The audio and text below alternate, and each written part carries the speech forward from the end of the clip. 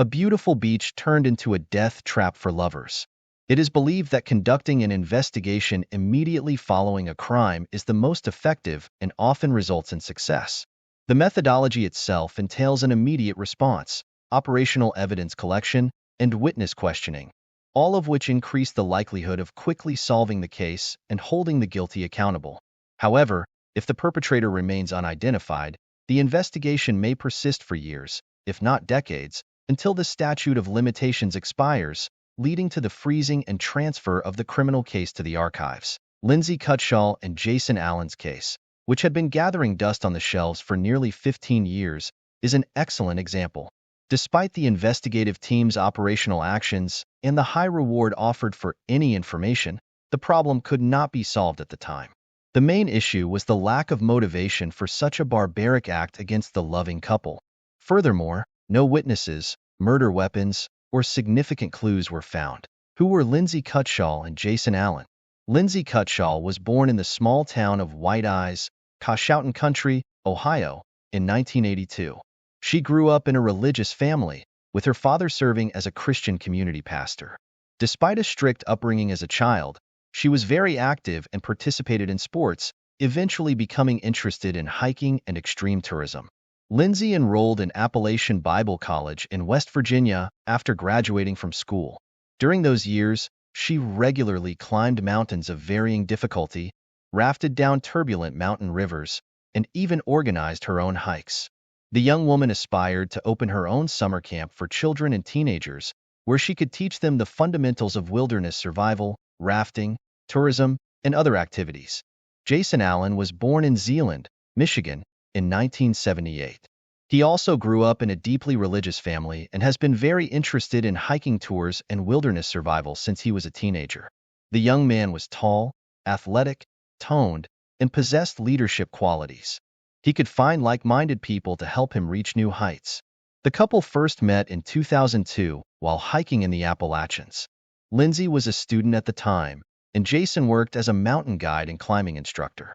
The young people immediately felt sympathy for each other, and just 6 months after their first meeting, the young man approached the girl's parents and asked for her hand in marriage. Her parents did not object, and they agreed with the lovers. The young man's parents endorsed his decision, leading to the couple's official engagement. Allen presented the young woman with a stunning diamond ring on the occasion, which he would soon pair with another engagement ring. Allen gave the young woman a beautiful diamond ring for the occasion, a ring that would soon complement another engagement ring. The young couple planned to marry in September 2004, had big dreams for their future together, and wanted to own a large house where they could live comfortably and raise their children. Unfortunately, their plans did not materialize. Lindsay and Jason spent the summer of 2004 working as senior counselors at Rock and Water, a Christian summer camp in El Dorado County, California. After their wedding, they intended to open their own similar camp, so they gained experience and learned the nuances of working with the younger generation. On the evening of Friday, August 14th, that year, the couple decided to spend the weekend in the San Francisco area. They informed their colleagues of their plans ahead of time, putting the camp in the hands of 2 of the most experienced counselors available. Expecting a trouble-free, short journey for both the couple and their temporary replacements, Lindsay and Jason promised to return by Monday. They left in Lindsay's 1992 red Ford Tempo, and no one saw them again.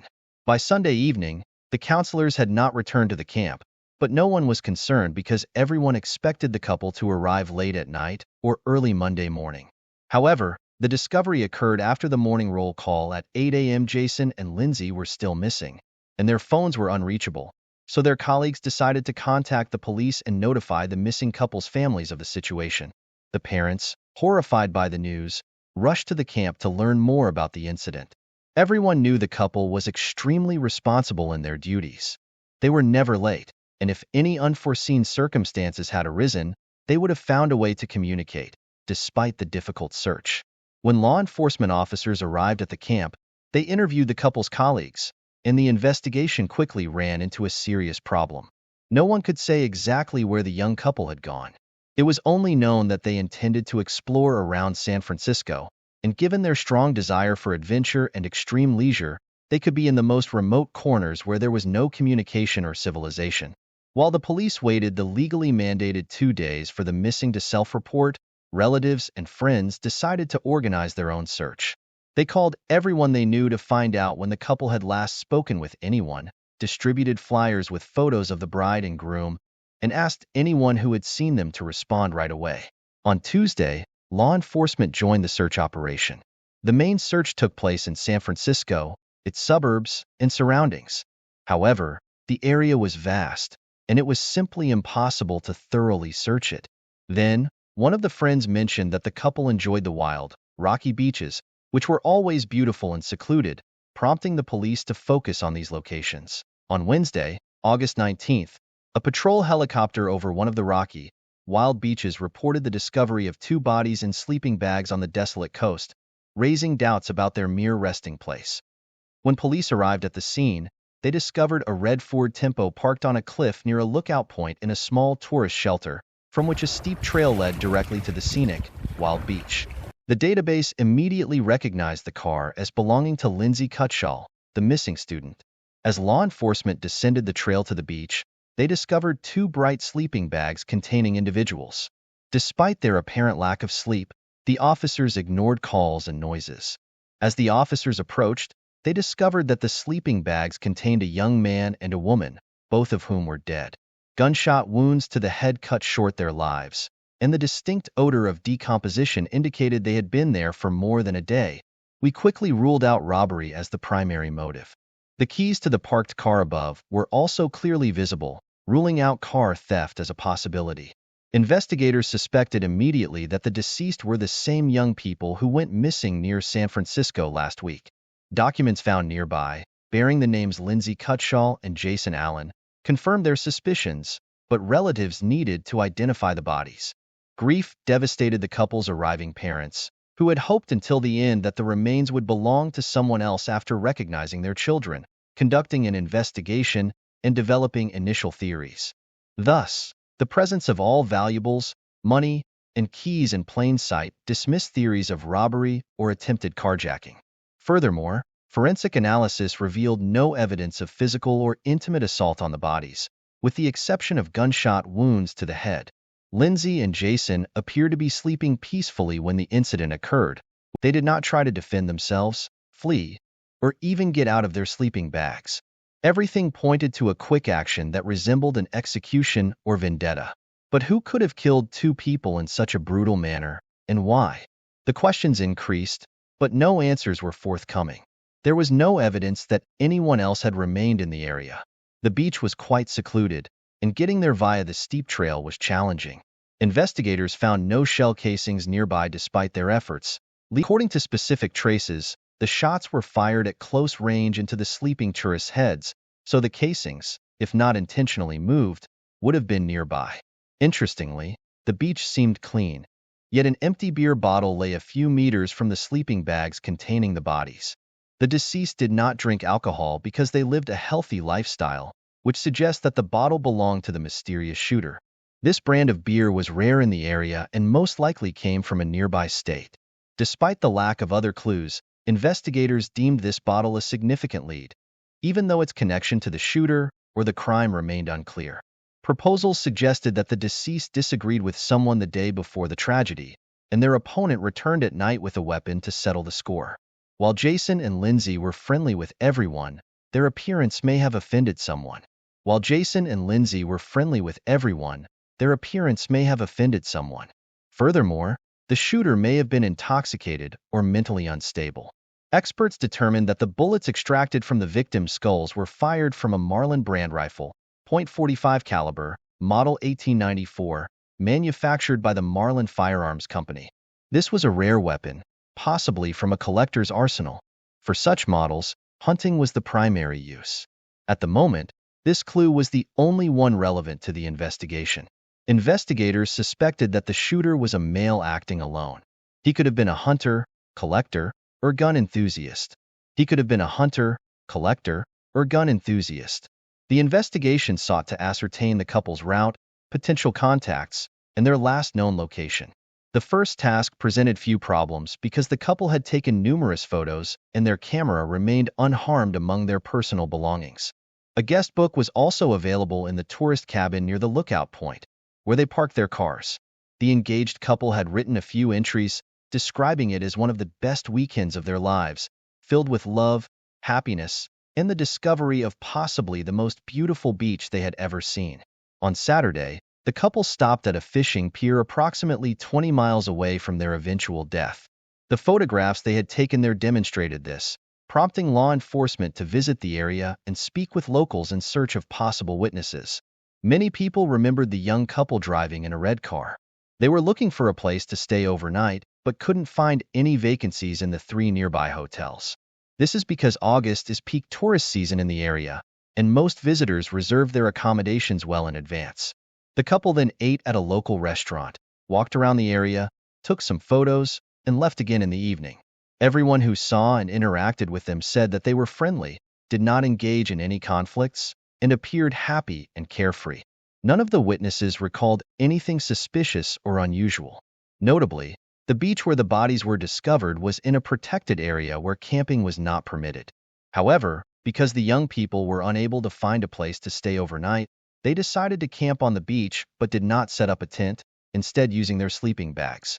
They believed they were safe on a warm August night on a secluded beach and planned to return to the rock and water camp on Sunday, as promised.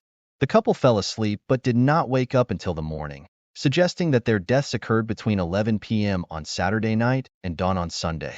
Although the investigation into the double murder was underway and news broadcasts urged anyone with information to contact the police, law enforcement withheld certain details. We kept the results of the ballistics analysis secret to avoid alerting the suspect and prompting them to dispose of the weapon involved in the crime. Initially, suspicion fell on a local drifter who slept on the beach on a regular basis and had been seen nearby the evening before the crime. Witnesses swiftly apprehended the homeless man, brought him to the station, and questioned him. The 57-year-old suspect had no explanation for the magnitude of the crime. The main reasons were the lack of a crime weapon and his DMA not matching the beer bottle found on the beach. In 2006, the investigation moved into a new phase. The investigation stalled for nearly 2 years, with no clear path forward.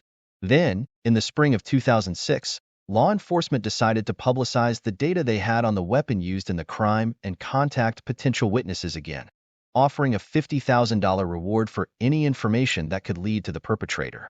Following this announcement, the investigation received approximately 1,000 calls, most of which did not contribute to its progress. However, law enforcement became interested in 26-year-old Sean Gallen, as reported by several locals. According to them, the young man possessed firearms and bladed weapons, acted aggressively, was frequently involved in fights, threatened acts of violence, and occasionally damaged others' property. Sean was arrested and questioned. He had previously been on the police radar for brawling, hooliganism, and driving while intoxicated or high. He owned many weapons, but not the rifle in question. Verifying his 2-year-old alibi proved impossible, and his DMA did not match the sample found on the beer bottle at the crime scene. So Gallen was released. Joseph Henry Burgess was 61 years old when the couple passed away. Burgess frequently complained about receiving commands from God. Researchers discovered that Joseph resided in Canada in the late 1970s and experienced aimless wandering there. In 1978, he joined the Children of God commune, establishing himself as a deeply religious individual. Those around him described him as a fanatic. A few weeks later, investigators discovered both young individuals lifeless, each suffering from several close-range gunshot wounds to the head. Notably, investigators found their bodies in sleeping bags on a beach, seemingly taken while they were asleep. Burgess had fled before the police arrived. Numerous left-behind clues proved his guilt, but his illegal border crossing to the United States prevented his conviction. He evaded capture for nearly 25 years until police linked him to a double homicide on a California beach. However, they were unable to interrogate him because a shootout occurred during his arrest, killing a police sergeant and Burgess, who opened fire. A deadly echo from the past. On March 14, 2017, a tragic event occurred in Forestville, California. When gunshots rang out in the Gallen family home, alarmed neighbors immediately called the police. The victim, Seamus Gallen, was 35 years old, and the perpetrator was his older brother, Sean. An argument had broken out between the siblings, and Sean, under the influence of prohibited substances, grabbed a firearm and shot his younger brother 3 times. Because Sean had previously been detained as a suspect in a double homicide on a beach, police recognized the shooter's name. Since then, authorities have arrested him twice for causing property damage and making threats, but he has only received fines. We also discovered that the detainee took pleasure in hunting and crafting knives and other bladed weapons. People around him described him as antisocial, aggressive, and unpredictable. Sean attempted to flee after killing his brother, but law enforcement apprehended him almost immediately. Law enforcement then decided to conduct a thorough reinvestigation into this man's potential involvement in a couple's 13-year-old crime. His personal social media page revealed a lot, as he shared photos of his extensive weapon collection and discussed alleged telepathic and extrasensory abilities. According to his posts, he thought he was on a special mission, receiving instructions from space. These appeared to be delusions of a disturbed mind, and the police suspected Sean of having serious mental disorders. He stubbornly refused to cooperate with the investigation, spoke nonsensically, and maintained his innocence. However, when detectives examined the personal messages on his deceased brother's page, they discovered something interesting. In 2006, Sean's ex-girlfriend messaged Seamus about a $50,000 reward for information on the double homicide case, suggesting she could claim the reward by turning in her ex-boyfriend. They both knew everything but remained silent. Unfortunately, questioning either was no longer an option because the brother had been shot and the woman had died in a car accident 2 years prior. Sean initially denied involvement in the incident and refused to speak, but when shown printouts of messages between his former girlfriend and his brother, he surprisingly confessed and began to give a detailed account. His story not only surprised but astounded law enforcement. Despite the fact that it had been over 13 years since the double murder, Gowan remembered every detail of that night vividly. That evening, he left his house with a Marlin rifle, intending to hunt in the woods. He wandered aimlessly for a few hours before descending a trail to a wild beach, which he claimed was a place to find boars. As he walked along the shore, he noticed 2 bright sleeping bags. He approached closer and discovered a young man and woman sound asleep inside. He stood there watching them for a few minutes before hearing voices in his head, telling him to end their lives. Sean claimed that this was the mission from space he couldn't miss. He pressed the barrel of his rifle against the young man's head and pulled the trigger. The sound awoke the young woman, but before she could comprehend the situation, a second shot killed her as well. While descending to the beach, he decided to collect the casings and transport them in an empty beer can. Later, he claims to have thrown the beer can into some bushes in his father's backyard before delivering the rifle to his father and instructing him to conceal it. His elderly father made no inquiries, and he simply buried the weapon in the dirt floor of his old barn cellar. Interestingly, Sean's claims were verified. We discovered the rifle at the now-demolished barn site, while the beer can with the casings remained in the backyard's overgrown bushes. The murderer's father died in 2009, and his property had fallen into disrepair and abandonment, which helped preserve these items. The bottle discovered on the beach had no connection to the crime and was wrongly interpreted as evidence. In a forensic psychiatric evaluation, Sean Gowan blamed voices in his head for ordering him to commit acts of violence and claimed he was unaware of his actions. Sean's defense attorneys also insisted that he was mentally ill and unfit to stand trial. It was up to qualified psychiatrists to determine the veracity of these claims. The evaluation revealed that alcohol and illegal substances exacerbated the accused variety of mental disorders. However, he acted deliberately during the crime, carefully planning each step. Sean was fully aware of how to proceed and cover his tracks in order to avoid police detection. This was precisely why he initially took the young man's life, knowing that if anything went wrong, the woman would be unable to resist. For the same reason, he took the casings and prudently handed over the rifle to his father, asking him to hide it. Despite his mental disorders, the psychiatrists deemed Gowan competent to stand trial and face accountability for his actions. What was surprising about this complex case was that his parents, brother, and former girlfriend knew, or suspected, that he had committed the double homicide, but none of them had reported him to the police. The accused trial and sentencing took place in the spring of 2019, Nearly 15 years after the couple's brutal attack, Sean Gowan received 2 consecutive life sentences without parole on June 17th of that year, along with an additional 94 years for his brother's 2017 death. The convicted man is currently serving his sentence in a special prison unit reserved for particularly dangerous inmates with mental illnesses. They keep him under close supervision to prevent him from harming himself or anyone else nearby, as he continues to claim he hears voices and acts aggressively. The motive for the double homicide remained undetermined. Sean simply saw the couple sleeping on the beach and decided to take their lives.